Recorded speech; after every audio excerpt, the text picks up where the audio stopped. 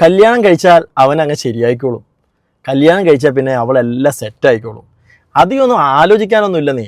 കല്യാണം അങ്ങോട്ട് കഴിച്ചു കഴിയുമ്പോൾ എല്ലാ പ്രശ്നങ്ങളും മാറിക്കോളും. ഇങ്ങനെ കരുതുന്ന കുറേ ആൾക്കാരുണ്ട്. ശരിക്കും പറഞ്ഞാൽ കല്യാണം കഴിച്ചാൽ പ്രശ്നം മാറുമോ? കല്യാണം കഴിച്ചാൽ ആരാണ് ശരിയാകുന്നത്? എല്ലാം ശരിയാകുമോ? ഇതൊരു പ്രധാനപ്പെട്ടൊരു ചോദ്യമാണ്. കുറച്ച് നാൾ മുമ്പ് ഒരു അമ്മ എന്നെ കാണാൻ വന്നു. ആ അമ്മയുടെ മകൻ സ്കിസോഫ്രീനിയ എന്ന് പറയുന്ന ഒരു അസുഖത്തിനുള്ള ട്രീറ്റ്മെൻറ്റിലാണ്. അപ്പോൾ അമ്മ എന്നോട് ചോദിച്ച കാര്യം ഇതാണ്: അവനെ സാറേ കല്യാണം കഴിപ്പിച്ചാൽ എങ്ങനെയുണ്ടാവും? എല്ലാ പ്രശ്നവും മാറൂലേ? ഞാൻ ചോദിച്ചു, എങ്ങനെയാണ് ഉദ്ദേശിക്കുന്നത്? ഈ ഒരു പയ്യന് അവൻ്റെ ചിന്തകളും അവൻ്റെ പെർസെപ്ഷൻസും ഒക്കെ യാഥാർത്ഥ്യബോധങ്ങളുമായിട്ട് അത്ര ചേരുന്ന ഒരു കണ്ടീഷനിലല്ല. നമുക്കറിയാമായിരിക്കുമല്ലോ, ഇപ്പോൾ സ്കിസോഫ്രീനിയ എന്ന് പറയുമ്പം നമ്മുടെ വിശ്വാസങ്ങളെ, ചിന്തകളെ അത് ഒക്കെ ബാധിക്കാം. അതുപോലെ ഹലൂസിനേഷൻസ് ഉണ്ടാവാം. അപ്പോൾ ഇങ്ങനെയൊക്കെയുള്ള ബുദ്ധിമുട്ട് നേരിടുന്ന ഒരാളാണ്. ആ ആളെ കല്യാണം കഴിപ്പിക്കുന്ന കാര്യമാണ് ചോദിക്കുന്നത്. അപ്പോൾ ഞാൻ ചോദിച്ചത്, ഇത് എങ്ങനെയാണ് ഉദ്ദേശിക്കുന്നത്? ആ പെൺകുട്ടിയോടെല്ലാം കാര്യങ്ങളൊക്കെ പറഞ്ഞിട്ട് കല്യാണം കഴിപ്പിക്കാനാണോ? അപ്പോൾ എന്നോട് ചോദിച്ചത്, ഞാൻ വണ്ടറായി. എന്നോട് ചോദിച്ച കാര്യം, അങ്ങനെയൊക്കെ പറഞ്ഞിട്ട് ആരെങ്കിലും കല്യാണം കഴിക്കുമോ? കല്യാണം കഴിപ്പിച്ച് കഴിഞ്ഞ ശേഷം നമുക്ക് വല്ലതും ഉണ്ടെങ്കിൽ നോക്കിയാൽ പോരെ? എനിക്ക് തോന്നുന്ന കല്യാണം കഴിച്ചാൽ ഇവൻ്റെ എല്ലാ പ്രശ്നവും മാറുമെന്ന. ഇങ്ങനെ കല്യാണത്തെ മരുന്നായിട്ട് കാണുന്ന ആൾക്കാരുണ്ട്. ഇന്നാളൊരു സിനിമ ഉണ്ടായിരുന്നല്ലേ, ജയ ജയ ജയഹേ എന്ന് പറഞ്ഞിട്ടൊരു മൂവി. അതിനകത്ത് പെണ്ണ് കാണൽ ചടങ്ങ് ഒരു പക്ഷേ നിങ്ങളുടെ ഓർമ്മയിലുണ്ടാവും. അതിനകത്ത് അമ്മ പറയുന്നുണ്ട്, ഇവന് കുറച്ച് ദേഷ്യമൊക്കെ ഉണ്ടെന്നുള്ളൂ, വേറെ കുഴപ്പമൊന്നുമില്ല, കല്യാണം കഴിച്ചാൽ അങ്ങോട്ട് എല്ലാം സെറ്റായിക്കോളും എന്ന രീതിയിലുള്ള അമ്മയുടെ ഒരു സംസാരം കേൾക്കാം. ഇത് നമ്മുടെ നാട്ടിലെ ഒരു പൊതുവായ ഒരു ധാരണയാണ് കേട്ടോ.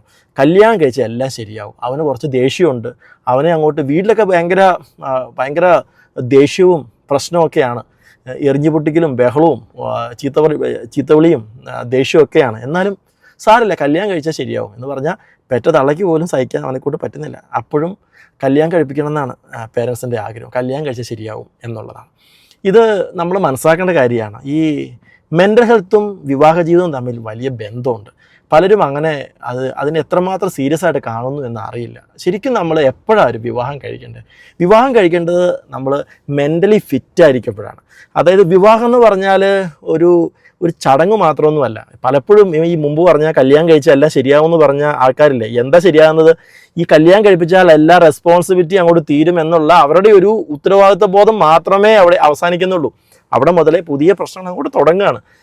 ശരിക്കും പറഞ്ഞാൽ ഈ കല്യാണം കഴിക്കുമ്പോൾ അവരുടെ ആ ഒരു റെസ്പോൺസിബിലിറ്റിയും ആ സ്നേഹവും അവരുടെ കമ്മ്യൂണിക്കേഷനും അതൊരു ഉത്തരവാദിത്വമാണ്. കുറേ വർഷങ്ങൾ ആരെങ്കിലും കല്യാണം കഴിക്കുമ്പോൾ കുറച്ച് നാളത്തേക്കാണോ? അല്ലല്ലോ, ഒരു ലൈഫ് ലോങ് ആയ ഒരു കാര്യമല്ലേ, കമ്മിറ്റ്മെൻ്റ് അല്ലേ.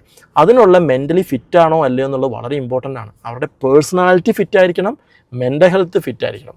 ഇനി അവർ തമ്മിൽ ഒരു നല്ലൊരു കണക്ഷനും ഉണ്ടാവണം. അതുകൊണ്ട് മെൻ്റൽ ഹെൽത്ത് ഇല്ലാത്ത വിവാഹങ്ങളൊന്നും നിലനിൽക്കാൻ സാധ്യതയില്ല. പല വിവാഹ മോചനങ്ങൾക്കും ഇന്ന് കാരണം ആയിരിക്കുന്നത് മെൻ്റൽ ഹെൽത്ത് ഇഷ്യൂ ആണ്. അതൊരു യാഥാർത്ഥ്യമാണ്. നിങ്ങളൊരു കോടതിയിൽ പോയി കുറച്ച് കാര്യങ്ങളൊക്കെ അതുമായിട്ട് കണക്ഷനുള്ള ഒരു ആളാണെങ്കിൽ നിങ്ങൾക്ക് മനസ്സിലാവും പല വിവാഹ മോചനങ്ങളും കാരണം ഇത് തന്നെയാണ്. പേഴ്സണാലിറ്റി ഡിസോർഡർ ഒരുപാട് ഇതിന് കാരണമായിട്ട് മാറുന്നുണ്ട്. പെട്ടെന്നുള്ള ദേഷ്യം, പലതരത്തിലുള്ള ചിന്തകളിലുള്ള പ്രശ്നം, സെൻസിറ്റിവിറ്റി, ആത്മഹത്യാ പ്രവണത, അല്ലെങ്കിൽ വല്ലാത്ത ഇങ്ങനെ അടികൂടുന്ന പ്രവണത, അബ്യൂസീവായ സ്വഭാവം, ഇങ്ങനെ പലതരത്തിലുള്ള പേഴ്സണാലിറ്റി പ്രോബ്ലംസ് ഉണ്ട്. ഇതൊക്കെ വിവാഹ ജീവിതത്തിൽ അത്ര എളുപ്പമല്ല നന്നായിട്ട് മുന്നോട്ട് പോകാൻ. ഇനി വളരെ ഗൗരവമേറിയ മാനസിക രോഗങ്ങളും ഉണ്ട്. ഉദാഹരണമായിട്ട് സ്കിസോഫ്രീനിയ, ബൈപ്പോളാർ, ഇതൊക്കെ അനുഭവിക്കുന്നവർ വിവാഹ ജീവിതം അവർക്ക് പാടില്ല എന്നല്ല ഞാൻ പറയുന്നത്. പക്ഷേ അത് അങ്ങനെ ചെയ്യുമ്പോൾ അപ്പുറത്തുള്ള ഒരു വ്യക്തിയുടെ ജീവിതമാണല്ലേ. ഒരു പെൺകുട്ടിയെ കല്യാണം കഴിക്കാൻ പോവുകയാണെങ്കിൽ നമ്മൾ ഈ പയ്യൻ്റെ കാര്യം മാത്രം നോക്കിയാൽ പോരാ, ആ പെൺകുട്ടിയുടെ ജീവിതം കൂടിയാണ്. അവരത് മനസ്സിലാക്കി അറിഞ്ഞ് താല്പര്യത്തോടെ ശരി ഞങ്ങളൊക്കെ ഇതെല്ലാം അറിഞ്ഞിട്ട് ഞങ്ങൾക്ക് ഓക്കെയാണ് എന്ന് ശരിക്കുമുള്ള ധാരണയിലാണ് കല്യാണം കഴിക്കുന്നതെങ്കിൽ ഫൈൻ. അല്ലെങ്കിൽ അത് വലിയൊരു ബുദ്ധിമുട്ടല്ലേ, അത് അവരുടെ ജീവിതം കളയുന്ന പരിപാടിയല്ലേ.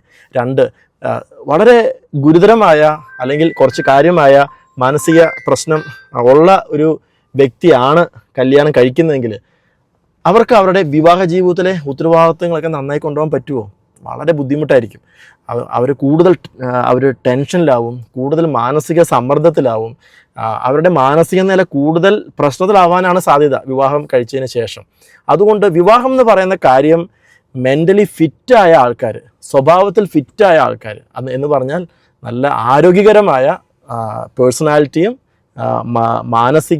മാനസികാവസ്ഥയും ഉള്ളവരാണ് വിവാഹത്തെപ്പറ്റി ആലോചിക്കേണ്ടത്.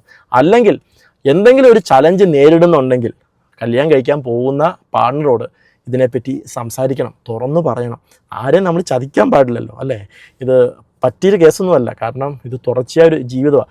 പറ്റിച്ചിട്ടുണ്ടെങ്കിൽ എങ്ങനെയാണെങ്കിലും അറിയും. ഇത് ഈ ഒരാളുടെ കൂടെയാണ് കിടന്ന് ഉറങ്ങാൻ പോകുന്നത്, ഇനി വരാൻ പോകുന്ന കാലഘട്ടം മുഴുവൻ എന്തായാലും ഇത് കാര്യം അറിയും. അപ്പോൾ അത് ചീറ്റിംഗ് ആവില്ലേ? അപ്പം അത് മാത്രമല്ല, ഈ വിവാഹം കഴിക്കുന്ന വ്യക്തിക്ക് കൂടുതൽ മാനസിക സമ്മർദ്ദത്തിലും ആവും. ഇനി ഈ ബന്ധങ്ങൾ മൂലം അല്ലെങ്കിൽ വിവാഹം മൂലം മാനസിക പ്രശ്നത്തിലാവുന്ന ആൾക്കാരുണ്ട്. ഉദാഹരണമായിട്ട് ഒരു നാർസിസ്റ്റിക് പേഴ്സണാലിറ്റി ഡിസോർഡർ ഉള്ള ഒരു പാർട്ണർ കൂടെ കുറേ നാൾ ഒരാൾ ജീവിക്കുന്നുണ്ടെങ്കിൽ ആ വ്യക്തിയുടെ പാർട്ണർക്ക് തീർച്ചയായിട്ടും ചില ഡിപ്രഷൻ ഉണ്ടാവാം, ടെൻഷൻസ് ഉണ്ടാവാം, സ്ട്രെസ് ഉണ്ടാവാം, പല തരത്തിലുള്ള ബുദ്ധിമുട്ടുകൾ ഉണ്ടാവും. ഇതുപോലെ തന്നെയാണ് ഡിപ്രഷൻ അനുഭവിക്കുന്ന ആളുടെ കൂടെ ജീവിക്കുന്ന ആൾക്കാർ. ഇപ്പോൾ ഇങ്ങനെ പലതരത്തിലുള്ള മാനസിക ബുദ്ധിമുട്ട് ഉള്ളവരുടെ കൂടെ ജീവിക്കുന്ന പാർട്ണറിൽ പലതരത്തിലുള്ള പ്രശ്നങ്ങൾ കണ്ടുവരാം. അപ്പോൾ ഇവിടെ നമ്മൾ മനസ്സിലാക്കേണ്ടത് ഈ വിവാഹ ജീവിതം അല്ലെങ്കിൽ റിലേഷൻഷിപ്പ് നമ്മുടെ മെൻ്റൽ ഹെൽത്തിനെയും അത് നല്ല രീതിയിലല്ലെങ്കിൽ മെൻ്റൽ ഹെൽത്തിനെയും പ്രതികൂലമായിട്ടൊക്കെ ബാധിക്കാം. അപ്പോൾ ശരിക്കും ആലോചിച്ചെടുക്കേണ്ട ഒരു കാര്യമാണ് വിവാഹം. ഓക്കെ, ഈ കല്യാണം കഴിച്ചാൽ എല്ലാം ശരിയാവുമെന്ന് പറയുന്നവർ അത് ശരിയായില്ലെങ്കിൽ അടുത്ത് പറയാൻ പോകുന്നത് എന്താ? ഒരു കൊച്ചുണ്ടായാൽ ശരിയാവുന്നതാണ്. ആ കൊച്ചുണ്ടായിട്ട് കൊച്ചു വല്ല മരുന്നാണോ? അല്ല. ഇനി ആ കൊച്ചും കൂടെ ഈ പ്രശ്നത്തിൽ വന്ന് ഇടയാവും, ഇതിനകത്ത് വന്ന് വീഴും. ഇനി പിന്നെ പറയാൻ പോകുന്നില്ല, രണ്ടാമതൊരു കൊച്ചും കൂടെ വന്നാൽ ശരിയാവും. അപ്പോഴും ശരിയായില്ലെങ്കിൽ പറയാൻ പോകുന്ന കാര്യം അതായിരിക്കും. അതും കഴിഞ്ഞാൽ പറയും എന്താ, ഏതായാലും കല്യാണം കഴിച്ചു, 2 പിള്ളേരുമായി, ഇനി എന്നാ നോക്കാനാ, പ്രായമൊക്കെ ഇത്ര ആയില്ലേ, എങ്ങനെയെങ്കിലും മുന്നോട്ട് പോകും. ഇതായിരിക്കും ഈ ഉപദേശിക്കുന്നവരുടെ അല്ലെങ്കിൽ ഇത്തരം മരുന്നുകൾ പറയുന്നവരുടെ ചില പ്രതികരണങ്ങൾ. അതുകൊണ്ട് വിവാഹം എന്ന് പറയുന്നത് ഒരു റെസ്പോൺസിബിലിറ്റിയാണ്. അത് ഉത്തരവാദിത്വപൂർവ്വം കൈകാര്യം ചെയ്യേണ്ടതാണ്. ആരെയും ചതിക്കാനോ പറ്റിക്കാനോ ഉള്ളതല്ല. മാത്രമല്ല അതിൽ മെൻ്റൽ ഹെൽത്തിന് വലിയ പ്രാധാന്യമുണ്ട്. മെൻ്റൽ ഹെൽത്ത് ഇല്ലെങ്കിൽ ഒരിക്കലും ഈ നമ്മുടെ റിലേഷൻഷിപ്പ്, അത് വിവാഹത്തിലായിക്കോട്ടെ അല്ലെങ്കിൽ വിവാഹം കഴിക്കാത്ത റിലേഷൻഷിപ്പ് ആയിക്കോട്ടെ, ഏതാണെങ്കിലും മെൻ്റൽ ഹെൽത്ത് ഇല്ലെങ്കിൽ റിലേഷൻഷിപ്പ് നന്നായി നടക്കാൻ പോകുന്നില്ല. ഇനി അങ്ങനെ ഏതെങ്കിലും ഒരു പ്രശ്നത്തിൽ പോയി റിലേഷൻഷിപ്പ് ചാടിയിട്ടുണ്ടെങ്കിൽ അത് നമ്മുടെ മെൻ്റൽ ഹെൽത്തിനെ എതിരായിട്ട് ബാധിക്കാനും സാധ്യതയുണ്ട്. അതുകൊണ്ട് മെൻ്റൽ ഹെൽത്തിന് വലിയ പ്രാധാന്യമുണ്ടെന്ന് ഓർക്കണം.